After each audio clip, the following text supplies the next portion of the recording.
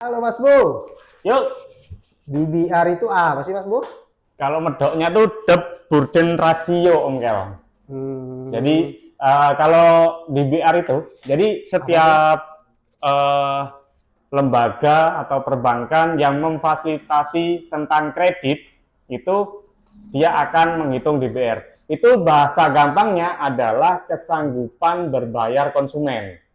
Nah, tiap perbankan itu atau lembaga yang menyediakan fasilitas kredit itu mempunyai standar sendiri-sendiri. Bisa di 50%, bisa di 60%, bisa di 70%. Itu tergantung lembaga atau perbankannya masing yang mengeluarkan fasilitas itu. Nah, DBR itu kesanggupan berbayar. Semisal take pay home si A, ya kan?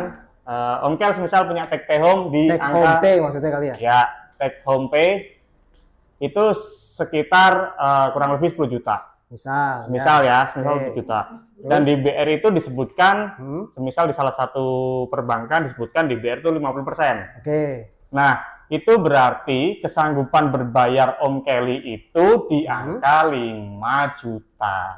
Gitu. Jadi nanti akan ada simulasi tuh kreditnya tuh. Nah, itu di rasio berapa, pokoknya di angka 5 juta itu Om Kel bisa berbayar gitu. Itu jadi, maksimal ya, maksimal dia ya. Maksimal. Jadi kalau ada misalkan dia mau beli rumah cicilan 3 juta aman. Benar.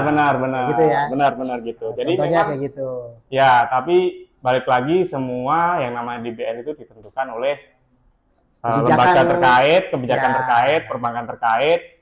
Ada yang DBR itu yang berdasarkan gaji gitu, semakin gede gaji biasanya semakin gede untuk DBR, karena yang namanya DBR itu dia pasti akan menghitung, nggak semuanya kan, nggak bisa kan, misal Om Kel gaji 10 juta mau cicilan 10 juta Om Kel mau makan dari mana gitu, Om Kel mau makan dari mana, beli bensin dari mana, jangan sampai besar pasak daripada tiang. Nah, gitu. Makanya DBR itu untuk menentukan kesanggupan berbayar maksimal ya konsumen. Nah, itu secara gampangnya tuh DBR seperti itu Om Kel.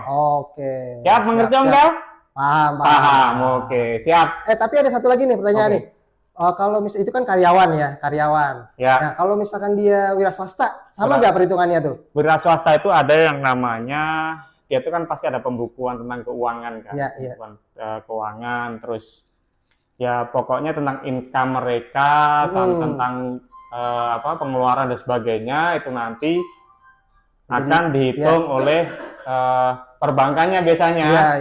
Bapak mempunyai DBR seperti ini. Yang penting dari omset itu ya, misalkan ya. Yang penting kalau wira swasta itu wajib yang namanya tentang keuangan itu harus secara keluar masuk duitnya itu harus jelas gitu. Jadi bagi teman-teman yang wira swasta, mohon izin kalau ingin mendapatkan rumah dengan kemudahannya, tolong itu yang pembukuannya dibagusin selama 1 tahun atau 6 bulan atau 1 tahun terakhir ya kalau nggak salah ya. Ya itu kembali lagi ke kebijakannya dari si itu itu perbankannya ya. Karena kan nggak mungkin juga kan, maksudnya dalam satu hal dia punya usaha gitu, tapi dia nggak ada pembukanya lah, gimana kita bisa menentuin gitu loh.